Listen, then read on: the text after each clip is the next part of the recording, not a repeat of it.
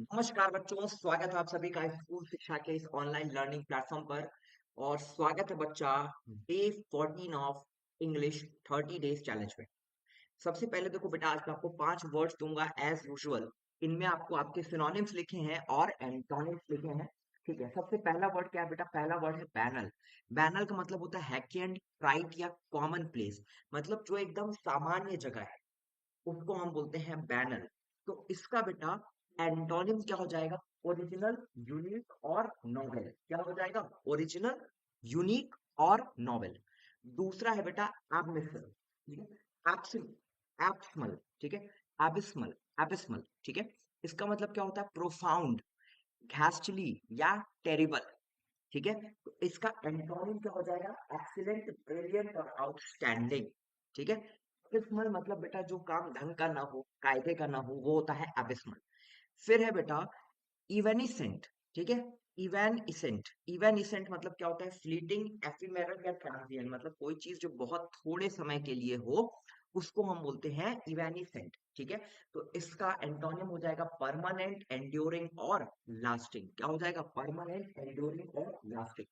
मैं स्क्रीन से हट जा रहा हूं ताकि तुम इसको नोट डाउन कर लो, स्क्रीनशॉट ले सको। ठीक है, उसके बाद आगे बढ़ेंगे। इसके अलावा 2 वर्ड और हैं।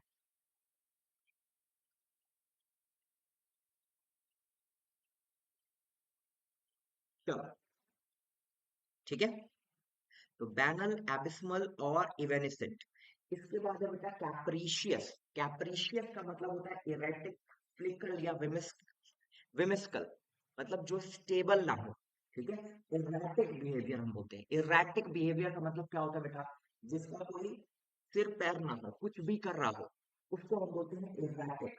ठीक है, कैप्रीशियस, तो उसका क्या होगा? इरेटिक, फिकल और विमिस्कल।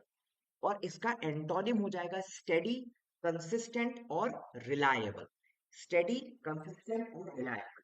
फिर लास्ट वर्ड है बेटा ग्रिगेरियस। ग्रिगेरियस मतलब होता है सोशल, झुंड में रहने वाला। तो सोशलेबल, आउटगोइंग या कॉन वाइवियल। ठीक है, कॉन वाइवियल।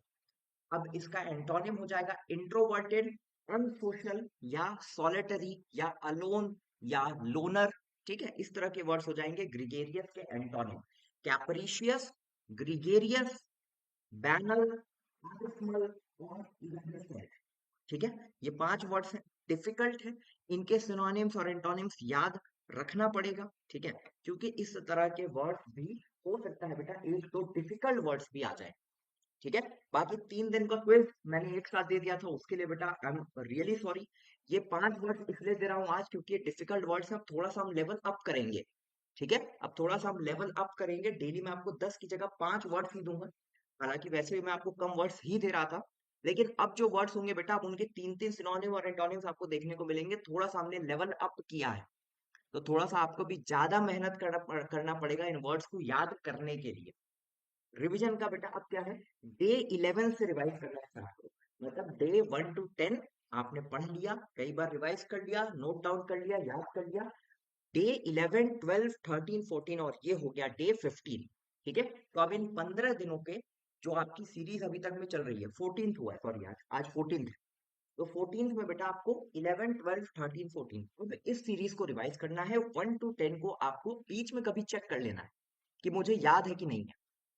ठीक है, क्विज बेटा आपको इसका सुबह मिलेगा। ठीक, सुबह 5 बजे 6 बजे जब भी जैसा भी कन्वीनियंट रहेगा मेरे लिए, मैं आपको इसका क्विज अवेलेबल करा दूंगा। तो क्विज दीजिए और मिलते हैं बेटा अगले लेक्चर में। और जल्द हम लोग लाइव क्लास में भी मिलेंगे। ठीक है, जल्द हम लोग लाइव क्लास में मिलेंगे और कुछ बहुत बेहतरीन तुम लोग के लिए आने वाला है। ठीक, 1 2 दिन का मुझे टाइम बस चाहिए थोड़ा सा सेटल होने के लिए, चीजों को थोड़ा सा अच्छा करने के लिए। जैसे आज मैं माइक नहीं ला पाया, ठीक है, आज मैं माइक भूल गया, तो थोड़ा सा हो सकता है ऑडियो का इशू आ रहा हो।